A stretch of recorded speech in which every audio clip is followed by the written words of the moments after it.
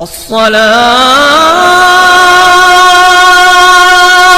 خير من النوم. السلام علیکم ورحمۃ اللہ وبرکاتہ. میں ہوں رشید اختر اور آپ دیکھ رہے ہیں سجاد نظامی ورلڈ. دوستو، آج میں انشاءاللہ تعالی سیرت مصطفیٰ کا 13واں پارٹ آپ لوگوں کی خدمت میں حاضر کرنے والا ہوں. اور بس یہی کہوں گا، میں یہ نہیں کہوں گا آپ سے کہ میرے چینل کو سبسکرائب کرو، وہ آپ کی مرضی ہے، کرے نہ کرے، لیکن ہاں اتنا ضرور کہوں گا کہ جتنا ہو سکے سیرت مصطفیٰ کا ہر پارٹ آپ اپنے دوستوں احباب میں شیئر ضرور کریں تاکہ ہر انسان سن سکے. آئیے میں یہاں سے شروع کرتا ہوں. آپ نے سنا تھا کہ اب تک تو سرکار دو عالم صلی اللہ علیہ وسلم 12ویں پارٹ تک مکہ شریف میں رہے، اور اب یہاں سے مدینہ میں آفتاب رسالت کی تجلیاں ہونے والی ہیں. سرکار دو عالم صلی اللہ علیہ وسلم مدینہ شریف میں ہجرت کر کے تشریف لے جانے والے ہیں. سنیں 13واں پارٹ اور دعاؤں سے نواز دیں اور زیادہ سے زیادہ اس کو شیئر کریں. بسم اللہ الرحمن الرحیم. مدینہ منورہ کا پرانا نام یثرب ہے. جب حضور صلی اللہ علیہ وسلم نے اس شہر میں سکونت فرمائی تو اس کا نام مدینۃ النبی، نبی کا شہر پڑ گیا. پھر یہ نام مختصر ہو کر مدینہ مشہور ہو گیا. تاریخی حیثیت سے یہ بہت پرانا شہر ہے. حضور صلی اللہ علیہ وسلم نے جب اعلان نبوت فرمایا تو اس شہر میں عرب کے 2 قبیلے اوس اور خزرج اور کچھ یہودی آباد تھے. اوس اور خزرج کفار مکہ کی طرح بت پرست اور یہودی اہل کتاب تھے. اوس و خزرج پہلے تو بڑے اتفاق و اتحاد کے ساتھ مل جل کر رہتے تھے، مگر پھر عربوں کی فطرت کے مطابق ان دونوں قبیلوں میں لڑائیاں شروع ہو گئیں، یہاں تک کہ آخری لڑائی جو تاریخ عرب میں جنگ لباس کے تقریباً تمام لباس کے نام سے مشہور ہے، اس قدر ہولناک اور خونریز ہوئی کہ اس لڑائی میں اوس و خزرج کے تقریباً تمام نامور بہادر لڑ بھڑ کر کٹ مر گئے اور یہ دونوں قبیلے بے حد کمزور ہو گئے.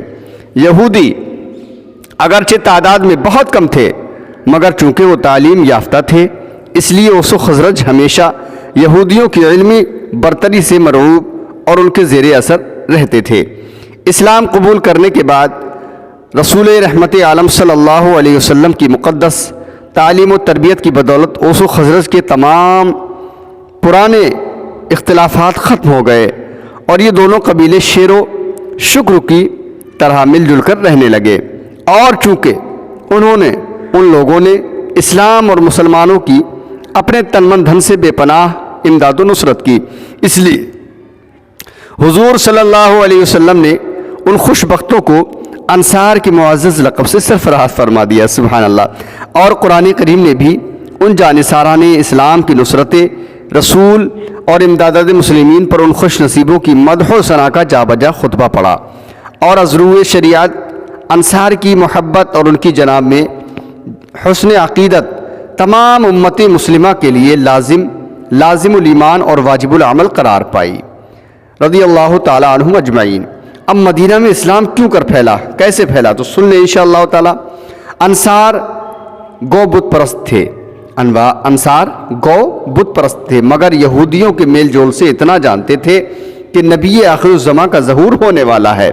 اور مدینہ کے یہودی اکثر انصار کے دونوں قبیلوں اوس و خزرج کو دھمکیاں بھی دیا کرتے تھے کہ نبی آخر الزماں کے ظہور کے وقت ہم ان کے لشکر میں شامل ہو کر تم بت پرستوں کو دنیا سے نیست و نابود کر ڈالیں گے.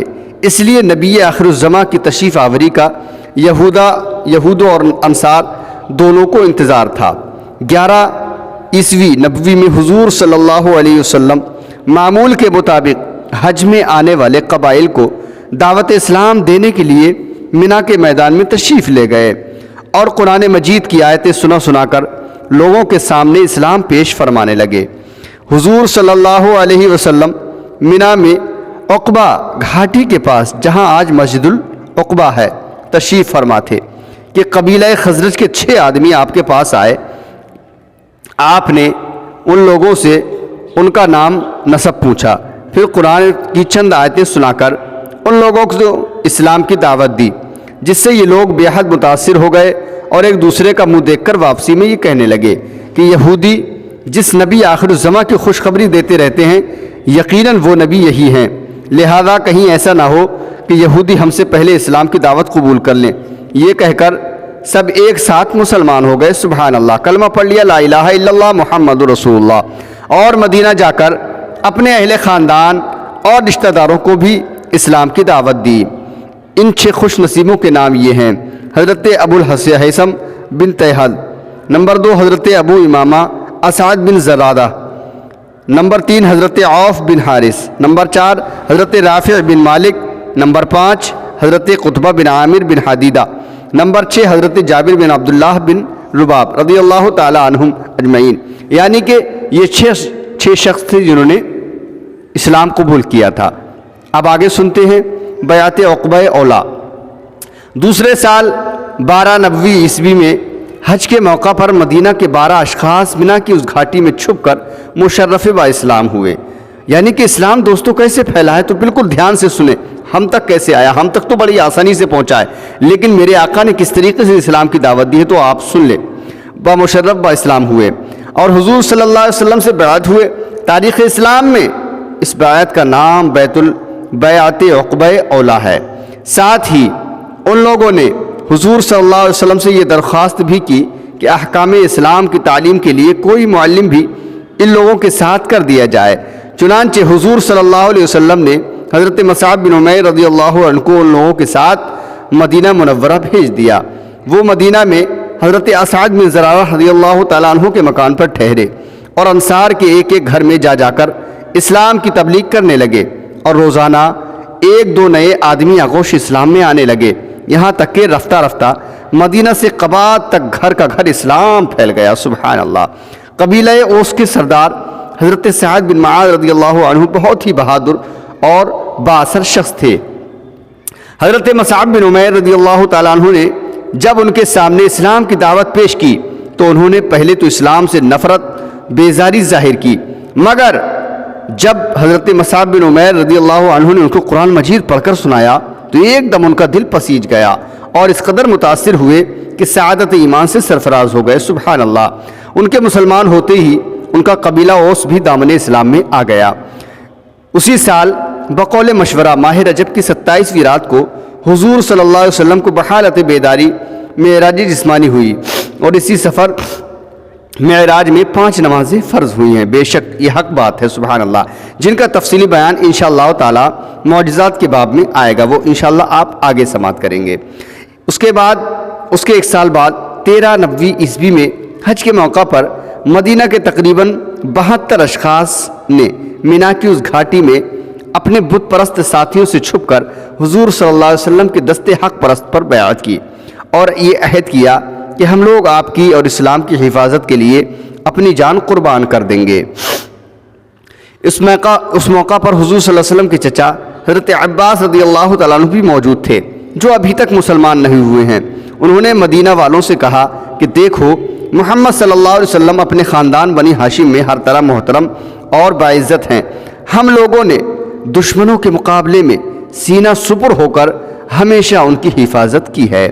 اب تم لوگ ان کو اپنے وطن میں لے جانے کے خواہش مند ہو تو سن لو، اگر مرتے دم تک تم لوگ ان کا ساتھ دے سکو تو بہتر ہے، ورنہ ابھی سے کنارہ کش ہو جاؤ۔ یہ سن کر حضرت براء بن عازب رضی اللہ تعالیٰ عنہ طیش میں آ کر کہنے لگے کہ ہم لوگ تلواروں کی گود میں پلے ہیں۔ حضرت براء بن عازب رضی اللہ عنہ اتنا ہی کہنے پائے تھے کہ حضرت ابو الحیثم رضی اللہ عنہ نے بات کاٹتے ہوئے یہ کہا کہ یا رسول اللہ، ہم لوگوں کے یہودیوں سے پرانے تعلقات ہیں، اب ظاہر ہے کہ ہمارے مسلمان ہو جانے کے بعد یہ تعلقات ٹوٹ جائیں گے، کہیں ایسا نہ ہو کہ اللہ تعالیٰ آپ کو غلبہ عطا فرمائے تو آپ ہم لوگوں کو چھوڑ کر اپنے وطن چلے جائیں۔